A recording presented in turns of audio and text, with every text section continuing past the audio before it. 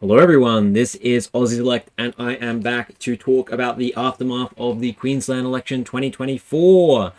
All of the results have not appeared yet, although we know that the LNP are going to get a majority government. There are 10 seats in doubt, but the LNP have already hit the 47 needed to have majority government. They're on 48 at the moment, and if we look at what seats the ABC projects will go to each party, this is the result that we come up with, which is a result of LNP 53, Labor 34, Greens 1, Katter 4, Independent 1. So we're going to take a look at the in doubt seats, and I'll just sort of give my thoughts on them. Aspley, this is one that I thought would go to the LNP and it's actually been quite close. I assume because it's in Brisbane, there's only been a 6% swing to the LNP. Kapalaba, this was like a really surprising one actually. The LNP are ahead on a margin of 2%. There was an 11.6% swing to the LNP. This is a Brisbane seat with a margin of 9.8%. I personally did not expect this to swing this hard to the LNP, but I believe it is because of the profile of the candidate Russell Field. He's got like a strong tough on crime stance. Gavin, this is one that I thought would remain in the LP, and the swing has not been enough so far in order for the LNP to pick it up, but it is in doubt. McAllister, this was actually, of the South Brisbane seats, this one was actually the safest. There's been quite a big swing to the LNP here, but the Labor Party are probably going to keep it. Mirani, the Katter Australia Party candidate Stephen Andrew, is barely ahead. Mulgrave, this is one that's had a really big swing of 15%, and it looks like the LNP will take it. They've got about a 3% margin. Pine Rivers, the LNP are ahead by about a 1% margin. Pumice-Stone, the LNP are ahead by about a 2% margin.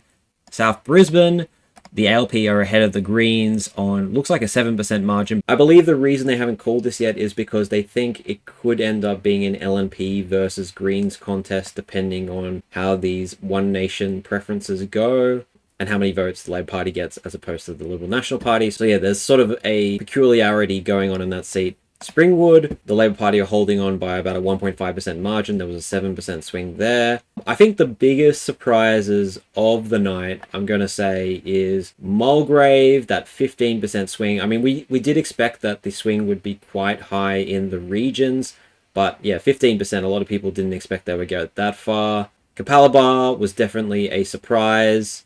In Bundaberg, the ALP actually got a swing towards them and maintained that seat, which I think was a big surprise. A lot of people thought that would be the first seat to go, given the really small margin. And Mansfield remained with the ALP. I guess the ALP did do quite well in sort of the closer to inner city, and that's why they were able to hold on to that seat despite the fact that it had a smallish margin, only a 2.7% swing to the LNP there. And then some long-time Labor seats like Mackay and Rockhampton ended up going to the LNP, which a lot of people did suspect that the ALP would suffer in the regions, and they really did. They actually suffered more than I expected in the end. And the LNP actually sort of overperformed the polls. They have a two-party preferred of over 54% now. The polls were pointing to it being a smaller victory of maybe 52, 48, 53, 47, but they ended up overperforming that. As I talked about in my last Queensland video, there was a bit of a red mirage. It looked like for a while that it would probably end up being an LNP minority government because the Labor Party were ahead in a lot of the marginal seats that ended up going to the LNP. And the two-party third for a while was looking more like 51-49 or 52-48. But as the pre-polls came in and the postal votes, it looked better and better as the night went on for the LNP, and the LNP eventually were able to pull off a majority government. I don't think the LNP did quite as well as a lot of people early on in the campaign were expecting, and that is probably because as time went on, Stephen Miles' campaign really kind of pulled off a lot of support for the Labor Party. So this 53. This is more than I predicted 2 weeks ago for the LNP, but it's less than what a lot of people were predicting like 2 weeks ago. A lot of people were predicting 55 seats for the LNP, or they're predicting like some kind of wipeout. I mean, this isn't a wipeout. It's definitely a clear win for the LNP. They've definitely won this election. That is absolutely clear. They are going to have a majority of at least a couple of seats. They might get down to, 51 or 52 or something like that. But yeah, they won all of these northern Brisbane seats. They won most of the regions. The only ones they didn't win were Bundaberg, Gladstone. We didn't expect the LNP to win Gladstone. The margin there is very strong. And Cairns, actually, it basically remains the only seat for the Labor Party in North Queensland. We did think that Labor would do a bit better here than in surrounding seats. But interestingly enough, when it came to Cook, the LNP were able to pick that one up. A lot of people were thinking that would stay with the Labor Party. Not quite everything north of Gladstone flipped, but almost everything. And the LNP in sort of central Brisbane only managed to win 2 seats, which was Aspley and Capalaba. Again, Capalaba had a 10% margin, so that was a very interesting win.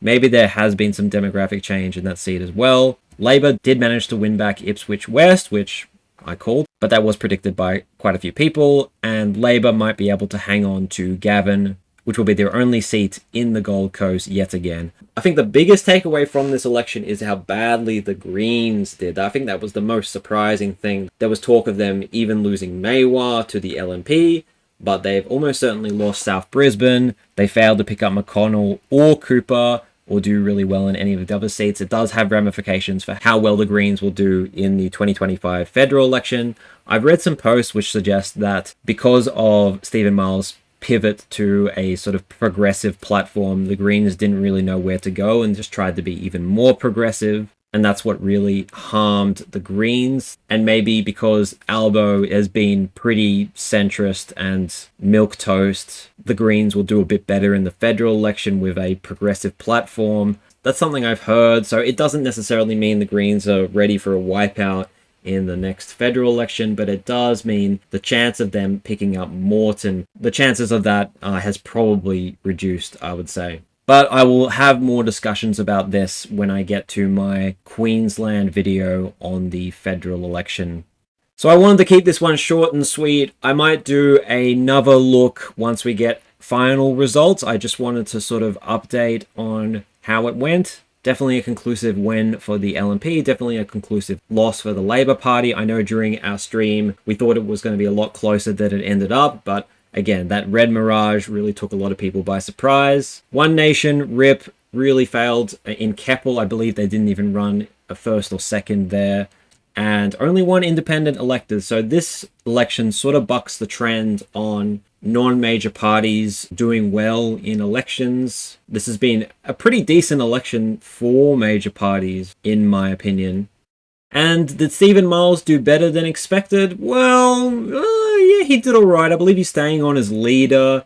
I think people were expecting much more of a wipeout, so I would say this was a fair result for him.